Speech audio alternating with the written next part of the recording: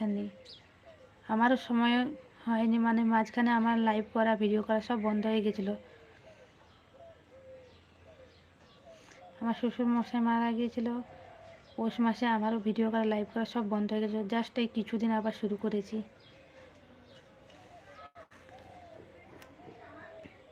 এই কিছুদিন হলো ভিডিও করা লাইভ করা আবার শুরু করেছি নতুন করে। ওয়াচ টাইম ভিউজ সব কমে গিয়েছিলো, একবারে মানে নেমে গিয়েছিল নিচে। আবার চেষ্টা করছি আপনাদের আশীর্বাদে, কমেন্ট হাইড হয়ে যাচ্ছে। ও